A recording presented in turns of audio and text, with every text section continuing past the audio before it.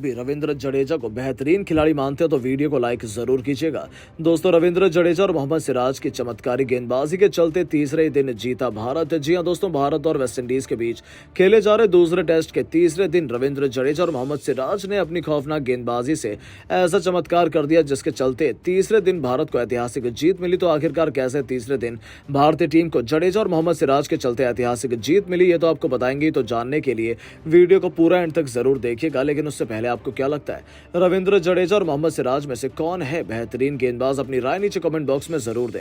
दोस्तों, जैसा कि आपको पता है भारतीय टीम वेस्टइंडीज के खिलाफ 2 मैचों की टेस्ट सीरीज खेल रही है, जिसके पहले मुकाबले में जीत के बाद अब भारतीय टीम दूसरा मुकाबला क्वींस पार्क ओवल स्टेडियम में खेल रही है। इस दौरान भारतीय टीम ने टॉस हारकर पहले बल्लेबाजी करते हुए वेस्टइंडीज के खिलाफ दूसरे दिन दूसरे सत्र की समाप्ति तक 438 रन पर अपने सभी विकेट दे दिए, जहां पर विराट कोहली ने सर्वाधिक 121 रन की पारी खेली तो वहीं केमार रोच और वेरिकन को 3-3 विकेट मिले। हालांकि इसका पीछा करने के लिए उतरी वेस्टइंडीज की टीम की तरफ से पारी की शुरुआत करने आए कप्तान ब्रैथवेट और चंद्रपाल ने 71 रन की ओपनिंग साझेदारी की, लेकिन इस बीच चंद्रपाल 33 रन बनाकर जडेजा का शिकार हो गए और बल्लेबाजी करने के लिए मैकेंजी मैदान पर आए, जिन्होंने दूसरे दिन की समाप्ति तक 41 ओवर के अंदर 86 रन 1 विकेट के नुकसान पर बना दिए। तो वहीं जब तीसरे दिन का खेल प्रारंभ हुआ तो बेहतरीन बल्लेबाजी कर रहे मैकेंजी 32 रन बनाने के बाद मुकेश कुमार की गेंद पर विकेट कीपर के हाथों कैच आउट हो गए, जिसके बाद बल्लेबाजी करने के लिए आए बैकवुड भी 20 रन के स्कोर पर रविंद्र जडेजा की गेंद पर स्लिप में मौजूद अजिंक्य रहाणे के हाथों कैच आउट हो गए, जिसके बाद बल्लेबाजी करने अथांजे आए तो दूसरी तरफ से बेहतरीन बल्लेबाजी कर रहे कप्तान ब्रैथवेट ने अर्धशतक लगाने के बाद 75 रन की पारी खेलकर रविचंद्रन अश्विन के सामने क्लीन बोल्ड होकर अपना विकेट दे दिया। और अब बल्लेबाजी करने के लिए जोशुआ द सिल्वा आए जो 10 रन बनाकर मोहम्मद सिराज की खतरनाक गेंदबाजी पर क्लीन बोल्ड हो गए, जिसके बाद अब बल्लेबाजी करने जेसन होल्डर मैदान पर आए।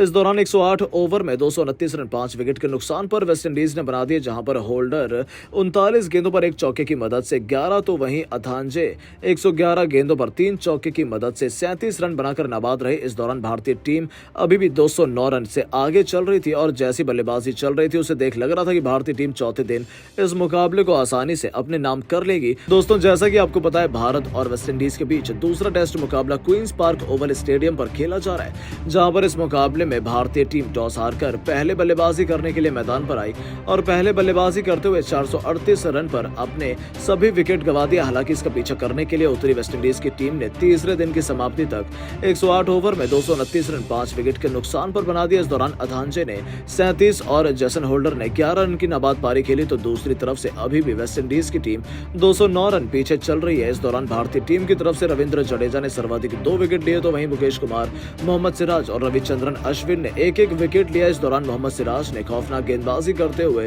सबसे तेज डालकर शोएब अख्तर का बड़ा रिकॉर्ड तोड़ दिया है। दरअसल भारतीय टीम के खिलाफ 4 विकेट गिर जाने के बाद जोशुआ द सिल्वा बल्लेबाजी कर रहे थे। ऐसे में कोई भी गेंदबाज विकेट निकालने में सक्षम नहीं हो पा रहा था। ऐसे में गेंदबाजी करने के लिए कप्तान रोहित शर्मा ने मोहम्मद सिराज को बुलाया और इसी बीच में 98 ओवर में उन्होंने सबसे तेज गेंदबाजी करते हुए जोशुआ ड सिल्वा को 26 गेंदों पर मात्र 10 रन बनाने के बाद बेहतर लाइन और लेंथ के जरिए क्लीन बोल्ड कर दिया और भारत को पहली सफलता दिलाई। इस दौरान मोहम्मद सिराज ने सबसे तेज गेंद डालकर सभी को प्रभावित कर दिया। इस दौरान मोहम्मद सिराज ने 160 किलोमीटर प्रति घंटे की रफ्तार से गेंद डाली, जिसके सामने बल्लेबाज काफी ज्यादा बेबस दिखाई दिए और इस दौरान उन्होंने सबसे तेज गेंद फेंकने में शोएब अख्तर के रिकॉर्ड को लगभग छू लिया और उनका तेज गेंद फेंकने का रिकॉर्ड भी तोड़ दिया, जो वास्तव में सिराज के लिए बड़ी उपलब्धि है। दोस्तों, भारत और वेस्टइंडीज के बीच खेले जा रहे दूसरे टेस्ट मैच टीम इंडिया ने किंग कोहली की आतिशी 121 रनों की पारी के दम पर पहली पारी में 438 रन बनाए। इस लक्ष्य का पीछा करने उतरी वेस्टइंडीज के दोनों ओपनर्स ने 71 रन बना लिए। तभी जडेजा ने तेज नारायण चंद्रपाल को 33 रनों के निजी स्कोर पर पवेलियन की राह दिखाकर भारतीय टीम को पहली सफलता दिलाई। हालांकि उम्मीदों के मुताबिक भारतीय गेंदबाज प्रदर्शन नहीं कर पाए। दूसरे दिन का खेल खत्म होने तक वेस्टइंडीज ने 41 ओवर खेल लिए थे, जहां उनका स्कोर 86 रन था। वहीं अब भारत के बनाए गए स्कोर से वो 352 रन पीछे थे। तीसरे दिन अपनी टीम को मजबूत स्थिति में पहुंचाने के लिए कप्तान ब्रैथवेट के साथ डेब्यूटेंट मैकेंजी की जोड़ी मैदान में उतरी। इन दोनों खिलाड़ियों ने भारतीय गेंदबाजों का डटकर सामना करना शुरू कर दिया। जहां भारतीय टीम शुरुआत में ही विकेट चटकाना चाहती थी तो इन दोनों खिलाड़ियों ने भारतीय टीम को उसका एक भी मौका नहीं दिया। 44.3 ओवरों में वेस्टइंडीज ने 100 रनों का आंकड़ा पार कर दिया था। इन दोनों के बीच एक अच्छी पार्टनरशिप होती जा रही थी। जो टीम इंडिया के लिए मुसीबत खड़ी कर रही थी। जयदेव उनादकत को आड़े हाथों लेते हुए मैकेंजी ने एक ही ओवर में लगातार 2 खतरनाक चौके जड़कर उनके पसीने छुड़ा दिए थे। दोस्तों, यह बल्लेबाज बेबाक अंदाज में भारतीय गेंदबाजों की धुनाई किया जा रहा था। कप्तान रोहित के सभी प्लान फ्लॉप साबित हुए थे और भारतीय टीम तो अब हैरान और परेशान भी नजर आने लगी थी। उन्हें समझ ही नहीं आ रहा था कि कैसे इन दोनों बल्लेबाजों को रोका जाए। पहली बार वेस्टइंडीज को देखकर ऐसा लग रहा था कि वह टीम इंडिया को कड़ी चुनौती दे रहे हैं। इन दोनों खिलाड़ियों के बीच 71 रनों की ओपनिंग पार्टनरशिप हुई, लेकिन दोस्तों तभी होता है एक बहुत बड़ा चमत्कार। डेब्यूटेंट मुकेश कुमार को इस मुकाबले में डेब्यू करने का मौका मिला था और सितारों ने अपनी काबिलियत दिखाते हुए टीम इंडिया को दिन की पहली सफलता दिलाई। जी हाँ, उनकी गेंद बल्लेबाज के बल्ले का बाहरी किनारा लेकर सीधा विकेटकीपर किशन के दस्तानों में चली गई और मैकेंजी को 95 गेंदों पर 4 चौकों की बदौलत 33 रन बनाकर पवेलियन लौटना पड़ा। अचानक से भारतीय खेमे में जश्न का माहौल हो गया क्योंकि भारतीय टीम ने वापसी की शंखनाद कर दिया था। इसी बीच मूसलाधार बारिश ने दस्तक दे दी और मैच को बीच में ही रोकना पड़ गया। 51.4 ओवर में वेस्टइंडीज ने 117 रन बना लिए थे और उनके 2 बल्लेबाज पवेलियन की शोभा बढ़ाने लौट गए थे। बारिश और लंच के बाद मैदान में आते ही कप्तान क्रेग ब्रेथवेट ने पारी के 54वें ओवर में मुकेश कुमार के खिलाफ 2 रन दौड़कर अपना अर्धशतक पूरा किया। इसके लिए उन्होंने 170 गेंदों का इस्तेमाल किया था और उनका साथ निभाने के लिए मैदान में जर्मन ब्लैकवुड उतर चुके थे। इन दोनों खिलाड़ियों ने एक बार फिर से मजबूती से अपनी टीम को आगे बढ़ाना शुरू कर दिया। वो दोनों बेहद खतरनाक लग रहे थे, जिसका खमियाजा भी भारतीय गेंदबाजों को बहुत जल्द भुगतना पड़ा। विकेट चटकाने वाले मुकेश कुमार पर तो ये दोनों कहर बनकर टूट पड़े।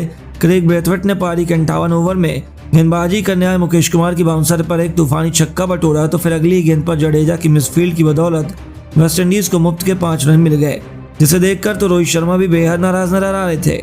बल्लेबाज ने मुकेश कुमार की जमकर पिटाई कर दी। 63 ओवरों में वेस्टइंडीज ने 140 रन बना लिए थे।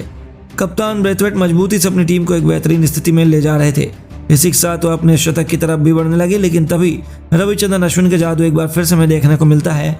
अपनी फिरकी के जाल में अश्विन ने सबसे बड़ी मछली ब्रेथवेट को फंसा लिया। 73वें ओवर की चौथी गेंद पर अश्विन ने ब्रेथवेट को क्लीन बोल कर टीम इंडिया को तीसरी सफलता दिलाई। ब्रेथवेट 235 गेंदों पर 5 चौके और 1 छक्के की बदौलत 75 रनों की शानदार पारी खेलकर वापस लौटे।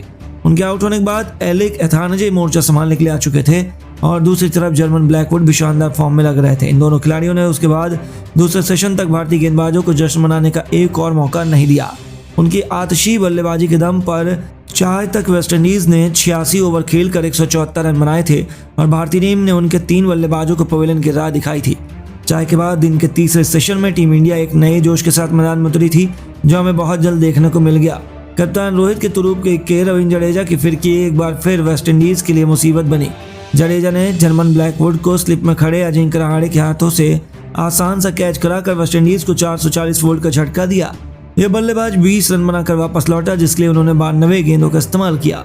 इसी के साथ टीम इंडिया को 4 सफलताएं हासिल हो गई थी और उन्होंने दिन के आखिरी सेशन की जबरदस्त शुरुआत की। उनके आउट होने के बाद मैदान पर विकेटकीपर जोशुआ डे सिल्वा उतर चुके थे।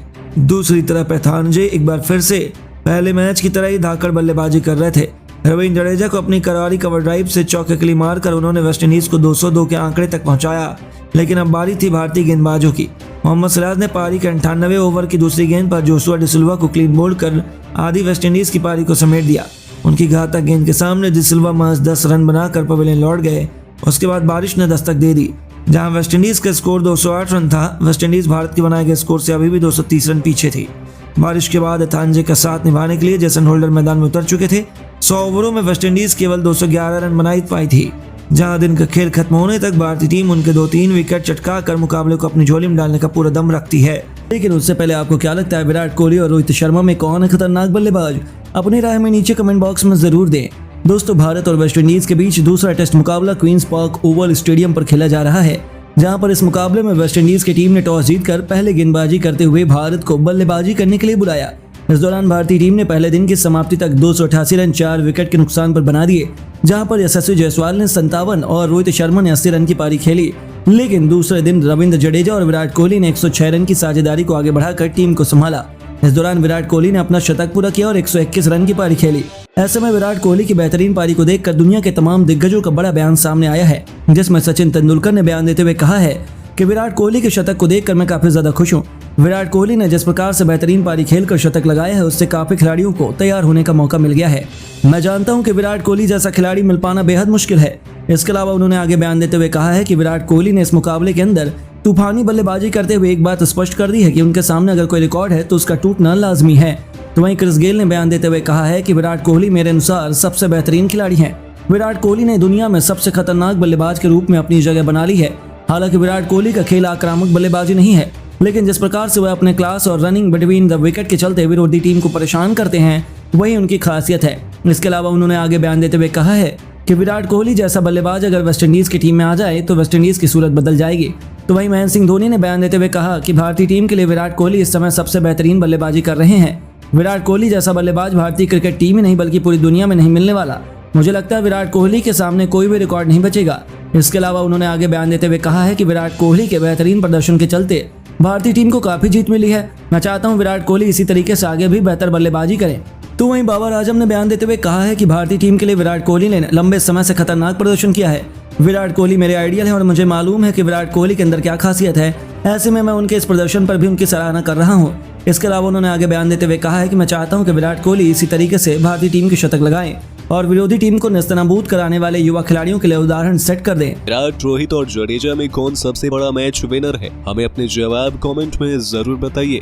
दोस्तों, भारत और वेस्टइंडीज के बीच क्वींस पार्क ओवल में खेले जा रहे दूसरे टेस्ट मैच में रोमांच ने अपनी सारी हदों को पार कर दिया है। जहां वेस्टइंडीज का आत्मसम्मान दांव पर लगा हुआ था, तो वहीं टीम इंडिया ने एक बार फिर बताया कि आखिर क्यों वो दुनिया की सबसे घातक टीम है। पहले रोहित ने 80 रनों की पारी खेलकर उनके गेंदबाजों को जमकर धोया। यशस्वी जायसवाल ने भी तूफानी अर्धशतक पूरा किया। उन दोनों के बीच 122 रनों की शतकीय पार्टनरशिप ने भारतीय टीम को धाकर शुरुआत दिलाई। हालांकि उसके बाद वेस्टइंडीज ने भी वापसी का शंखनाद किया और उन्होंने एक के बाद एक यशस्वी तो फिर गिल और कप्तान रोहित शर्मा को भी पवेलियन की राह दिखाए। यहाँ तक कि रहाणे भी कुछ नहीं कर सके। जब ऐसा लगा था कि भारतीय टीम मुसीबतों के दलदल में फंस चुकी है, तब टीम इंडिया की बैकबोन किंग कोहली ने एक बार फिर हमारी लाज बचाई। जी हाँ दोस्तों, जब विराट कोहली ने मोर्चा संभाला तब गेंदबाजों की शामत ही आ गई थी। पहले दिन का खेल खत्म होने तक उन्होंने रविंद्र जडेजा के साथ मिलकर शतकीय पार्टनरशिप निभाई थी। तो जाने से पहले उन्होंने दिन का खेल खत्म होने तक 8 बेहतरीन चौके की बदौलत 87 रनों की आतिशी पारी खेले, जिसके दम पर टीम इंडिया 84 ओवरों में 288 रन बनाए थे। रविंद्र जडेजा 36 रन बनाकर उनका बखूबी साथ निभा रहे थे, जिसे देखकर ही अंदाजा हो गया था कि दूसरे दिन वेस्टइंडीज की शामत आने वाली है। और ऐसा ही कुछ नजारा हमें देखने को मिला। हालांकि इन दोनों खिलाड़ियों ने ज्यादा आक्रामक शुरुआत नहीं की। दोनों सूझबूझ कर अपनी पारी को आगे बढ़ा रहे थे, क्योंकि बीच से गेंदबाजों को अच्छी खासी मदद मिल रही थी। वहीं विराट भी अपने शतक के बेहद करीब थे। देखते ही देखते इन दोनों खिलाड़ियों ने कब टीम इंडिया को 300 रनों के पार पहुंचा दिया, पता ही नहीं चला। आपको बता दें, पारी के 87वें ओवर में टीम इंडिया ने 300 रनों का आंकड़ा छुआ। वेस्टइंडीज की गेंदबाज विकेट चटकाने के लिए एडी चोटी का जोर लगा रहे थे। दोनों तरफ से कातिलाना गेंदबाजी हो रही थी, जिनका ठोस जवाब दोनों बल्लेबाजों के पास मौजूद नहीं था। लेकिन ये दोनों मैदान में चट्टान की तरह डटे हुए थे, जिनसे पार पाना वेस्टइंडीज के बस की बात नहीं हो रही थी। इन दोनों को आउट करने के उनके सभी प्लान पर उन्होंने पानी फेर दिया था। 90 ओवरों का खेल समाप्त हो चुका था, जिसमें भारतीय टीम ने 310 रन बना लिए थे। भारतीय पारी लगभग 3.5 के रन रेट से आगे बढ़ रही थी, जो उतना अधिक नहीं है, यानी कि वेस्टइंडीज की वापसी साफ तौर पर देखी जा सकती थी। लेकिन जब विराट का बल्ला चलता है, तब उनके सामने हर कोई नतमस्तक होता है। आखिरकार लंबे इंतजार के बाद वो दौर आ चुका था। शतकों के सरताज विराट कोहली ने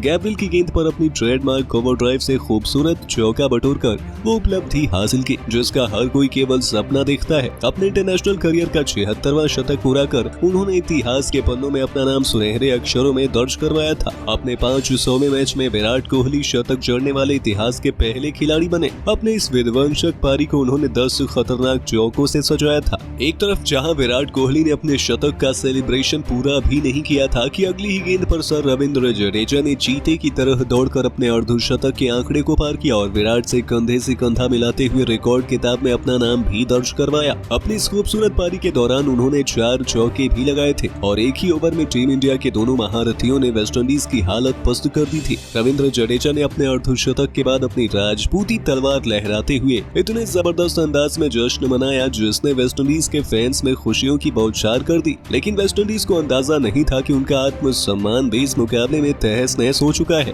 उसके बाद तो ये दोनों खिलाड़ी कहर बनकर वेस्टइंडीज पर टूट पड़े। अपने सामने आने वाले हर एक गेंदबाज को किंग कोहली बड़ी ही आसानी से बाउंड्री के दर्शन करा रहे थे। गेंदबाजों के चेहरों पर इन दोनों खिलाड़ियों का खौफ साफ तौर पर देखा जा सकता था, क्योंकि टीम इंडिया मुकाबले में बहुत अधिक मजबूत थी और वेस्टइंडीज को अब अपनी वापसी के लिए कोई चमत्कार करना था, लेकिन वो इतना आसान नहीं था। भारतीय खेमे में सुकून का माहौल था, वहीं फैंस की तो खुशियों का ठिकाना ही नहीं था, क्योंकि उन्हें पता था कि अब यहाँ से भारतीय टीम को हरा पाना लगभग नामुमकिन हो चुका है। वेस्टइंडीज खेमे में मातम का माहौल पैदा हुआ था। उन्हें समझ ही नहीं आ रहा था कि क्या किया जाए, क्योंकि टीम इंडिया दूसरे टेस्ट में भी उनका सुपड़ा साफ करने की तरफ मजबूत कदम बढ़ा चुके थे। मुकाबला काफी रोमांचक मोड़ पर आ चुका था, जिसमें हर तरफ केवल भारतीय टीम का दबदबा ही नजर आ रहा था। वेस्टइंडीज चाह कर भी कुछ नहीं कर पा रही थी। ये दोनों बल्लेबाज तो अब अपनी मनमर्जी से गेंदबाजों से खिलवाड़ कर रहे थे। केमार रोच, जेसन होल्डर से लेकर अलजारी जोसेफ, हर एक गेंदबाज उनके सामने बेबस नजर आ रहा था। देखते ही देखते इन दोनों खिलाड़ियों ने 150 रनों की मैच विनिंग पार्टनरशिप बना डाली, जिसने वेस्टइंडीज के गेंदबाजों के करियर को संकट में डाल दिया था। 96 ओवरों में भारतीय टीम ने 336 रन बना लिए थे। जहां विराट कोहली ने 118 रन बनाकर खेल रहे थे, तो वहीं 53 रनों पर जडेजा भी उनका बखूबी साथ निभा रहे थे। इन दोनों को उसके बाद भी रोक पाना वेस्टइंडीज के बस की बात नहीं हो पाई और दिन के पहले सेशन में ही उन्होंने टीम इंडिया को 400 रनों के पास पहुंचाकर भारतीय टीम को जीत की दहलीज तक पहुंचा दिया है, जहां भारतीय टीम आसानी से इस मुकाबले को अपने नाम कर सकती है। लेकिन दोस्तों, आपको क्या लगता है, विराट कोहली को उनके जबरदस्त परफॉर्मेंस के लिए मैन ऑफ द मैच दिया जाना चाहिए या नहीं? हमें अपने जवाब कमेंट में जरूर बताइए और ऐसे ही शानदार खबरों के लिए सब्सक्राइब कर लीजिए हमारे YouTube चैनल को।